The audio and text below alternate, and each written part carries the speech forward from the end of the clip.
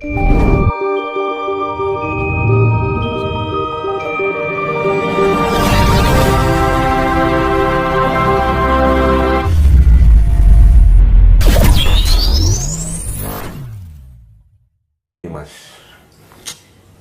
kita kan dihadapkan pada suatu problem kan, antara problem alam, problem manusia. Nah, yang paling kita rasakan sekarang itu problem alam, banyak bencana di mana-mana kan. Seberapa besar andil dari para leluhur kita dalam membantu Nusantara terkait dengan bencana yang ada di mana-mana ini, Mas? Apakah leluhur sendiri juga melihat, memantau dengan kondisi sekarang yang kita alami? Gini, sebenarnya gini, itu bagian dari refleksivitas, Mas. Iya, iya. Jadi leluhur itu juga melakukan refleksi. Jadi jiwa-jiwa lampau, saya bilangnya gitu. Ya, jiwa lampau ini juga melakukan refleksi. Jadi istilahnya pembaharuan, sama. Itu kan bagian dari alam juga, Mas. Jadi jiwa yang, jadi karena gini loh, kita yang masih diberikan raga itu masih dimanipulasi oleh sifat-sifat yang penuh dengan rekayasa, Mas. Jadi sifat-sifat yang membelenggu, yang terbelenggu dari pikiran, rasa dan karsa kita. Karena ada wadat atau fisik kita itu, jadi barane insan kamil. Jadi zat-zat yang ada di dalam tubuh kita yang terbentuk dari 4 unsur alam ini mempunyai sifat diarani supaya alumnya amarah, supaya mainah kan itu kan, mempunyai nafsu-nafsu yang seperti itu. Akhirnya manusia itu mempunyai pemikiran atau pola hidup yang tidak murni, tidak natural. Kalau orang yang sudah tidak mempunyai raga itu, mereka jiwanya atau rohnya itu sudah bergerak secara natural, dan hal yang sifatnya natural itu jika terjadi pada alam ini, mereka akan secara nalurinya akan melakukan refleksivitas. Nah, refleksi ini dia akan mencari wadah-wadah yang menyesuaikan dengan genetika, ada yang menyesuaikan dengan cahayanya, kan gitu. Nah, akhirnya mencari kecocokan ini dari wadah-wadah. Makanya dari setiap misalkan dari setiap keluarga ini, nah kebetulan misalkan dari keluarga besar Simbah ini punya anak berapa, terus cucunya berapa sekian, tapi dari sekian keluarga itu hanya orang tertentu yang dapat terpilih oleh jiwa lampau, nggak semuanya. Nah, itu kan makanya kan bagian dari pembangkitan itu agar orang yang terayomi oleh leluhur itu kembali untuk mengenali jati diri. Nah, fungsinya apa tahu untuk mengenali jati diri? Karena kalau kita mengenali jati diri, otomatis kita akan memberikan pemeliharaan pada alam semesta ini. Kita akan menjadi pelayan bagi alam semesta ini. Iya kan? Iya. Maksudnya gini, Mas, seperti kan ada bencana gunung meletus, ya kan? Terus tsunami dan lain sebagainya. Secara garis besar seperti gunung, laut itu kan pasti kan ada sosok penunggu kan. Seperti laut selatan ada Bunda Ratu, Gunung Merapi pasti ada siapa yang menunggunya, yang itu atau siapa kan, Semeru siapa. Nah, apakah leluhur kita yang terdahulu yang bisa komunikasi dengan sosok-sosok penunggu alam lah, apa ketika mau ada bencana seperti gunung meletus, bencana itu apa nggak ada negosiasi kan, semacam komunikasi sehingga sampai terjadi bencana seperti itu? Nah, itu kan karena sudah semua kejadian kehidupan ini kan berproses ya, Mas. Jadi kan menyesuaikan prosesnya.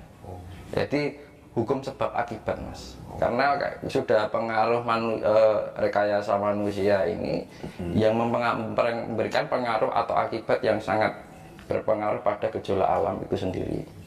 Nah, ketika di saat alam ini terjadi kayak bencana, tsunami, gempa, gunung meletus, itu bagian dari reflektivitas dari alam semesta ini. Nah, otomatis kan di manusia itu kan bagian dari alam semesta juga. Nah, ada perwakilan-perwakilan kan gitu. Karena manusia itu kan bagian ibaratnya makhluk yang paling sempurna, Mas. Dibilang khalifah kan gitu kan. Kan dari sekian makhluk di alam di bumi ini kan paling sempurna manusia. Iya kan? Iya, iya. Karena terbentuknya istilahnya mempunyai akal budi. Kan manusia kan mempunyai akal budi. Kalau hewan itu kan sifatnya lebih ke apa ibaratnya pakai apa ya, natural loh sifatnya. Nah, kalau hewan itu jadi lebih ke alami. Jadi keadaan alam itu memang harus kita seimbangkan. Nah, melalui jiwa-jiwa yang terpilih itu tadi, jiwa-jiwa terpilih ini diayomi oleh jiwa-jiwa lampau ini agar bisa membantu pemeliharaan alam semesta ini. Tapi tidak semuanya makhluk di bumi ini akan menjadi terpilih, kan gitu. Iya. Karena faktor atau faktor negatif yang mendominasi dunia ini kan jauh lebih banyak yang negatif daripada positif ya, Mas. Nah, makanya kan menjadi suatu perbandingan yang terpilih dengan yang tidak itu banyak yang tidak. Nah, otomatis ini secara refleksivitas itu ada jiwa-jiwa lampau yang menyatu. Nah, menyatu itu akan menyesuaikan dengan genetika, menyesuaikan dengan warna. Kan setiap yang namanya jiwa dalam diri kita kan ada energi ya, Mas. Iya. Lah, terbentuknya cahaya itu kan karena ada energi, ya kan? Oh ya lampu lah, nek lampu bisa menyala ada listriknya. Listrik itu kan energi, akhirnya memberikan cahaya. Nah itu, nah dari cahaya-cahaya itu yang memberikan apa? Jiwa-jiwa lampu itu akan memberikan energi pada jiwa-jiwa yang sekarang untuk membantu ekologi kehidupan agar bumi ini secara istilahnya tidak mengalami kepunahan secara total gitu. Jadi setidaknya masih ada sisa-sisa manusia. Nah gitu loh. Jadi orang punah loh, Mas. Jadi ibaratnya itu bagian dari pelestarian. Jadi alam ini juga memberikan pelestarian gitu loh. Jadi makanya terjadi banyak kebangkitan spiritual kan gitu. Nah itu kan tujuannya untuk itu agar apa, orang yang terbangkitkan spiritual itu bisa mengenal jati dirinya gitu. Nah gini, Mas, nah jati diri saya kembalikan kepada ajaran jati diri ya, Mbak. Nah ini sebagian sifat-sifat yang naluri alam ya. Naluri alam itu misalkan gini, jati diri kan makanya kan lebih saya kan hamemayu hayuning diri itu kan ada di sini, alat vital kita ini. Makanya ketika kita telanjang itu kan pasti yang dilindungi, yang ditutupi kan ini. Betul. Karena apa? Malu. Malu ya. Ya kan?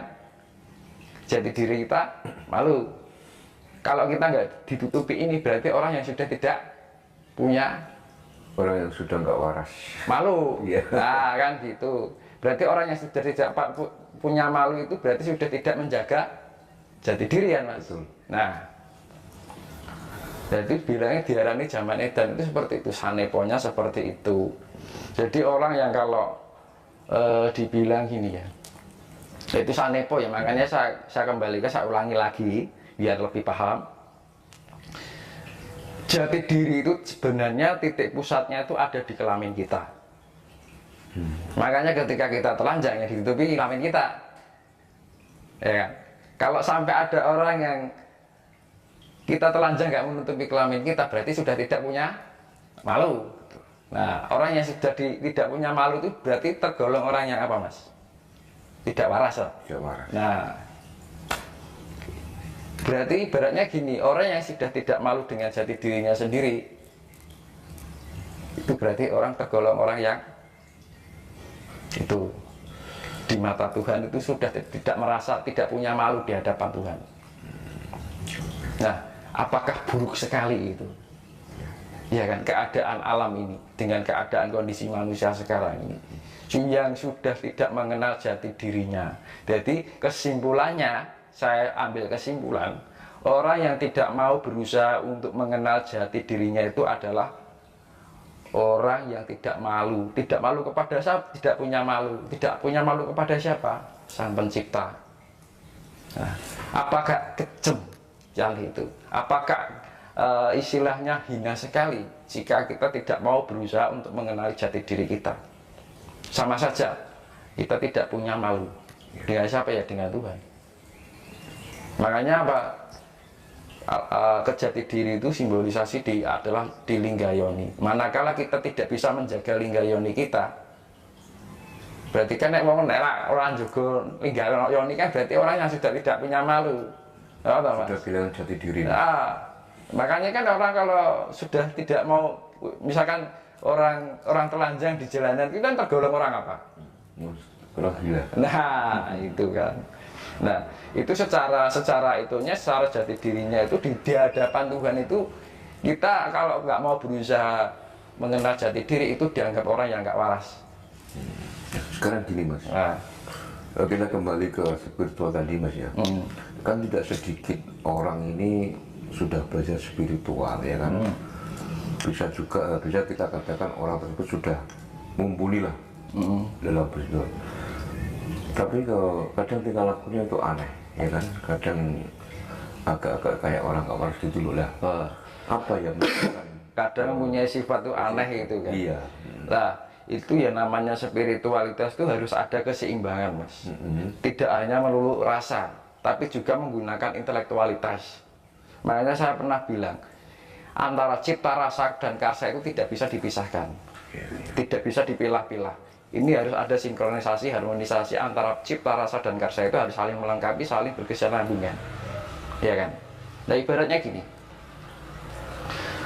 Kita berspiritualitas itu mengolah ya, artinya kan. Mengolah cipta, mengolah rasa, mengolah raga, mengolah jiwa kan.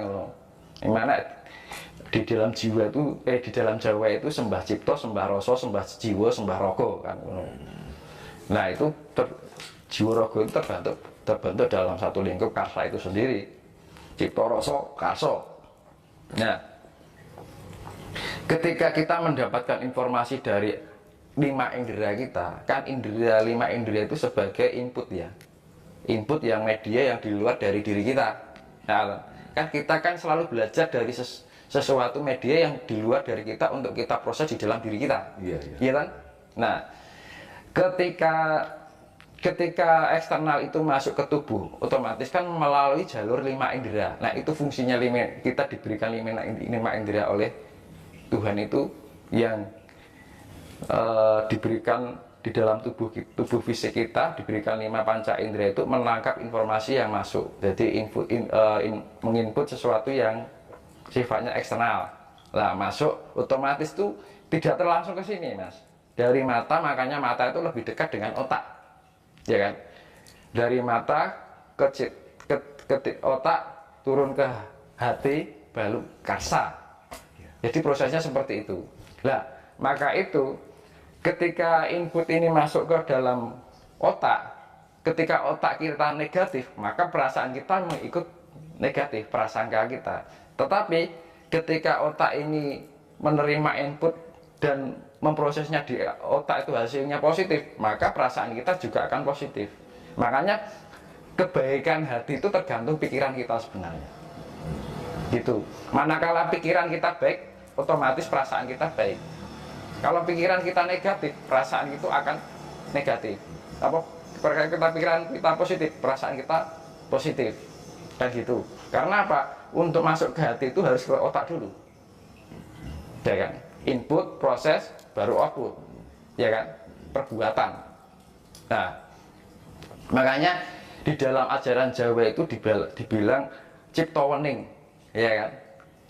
Nah, itu dalam arti cipta wening itu kan kebeningan, ya kan.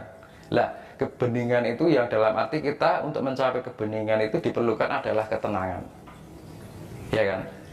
Kalau nulis ketenang itu kan menep. Makanya kan dulu saya pernah menjabarkan ada penyikapan di dalam spiritualitas atau meditasi. meditasi topo wening, yaitu pertama adalah tetap dimanapun berada kita harus merasakan nyaman dulu. Nah itu diarani tetap itu ya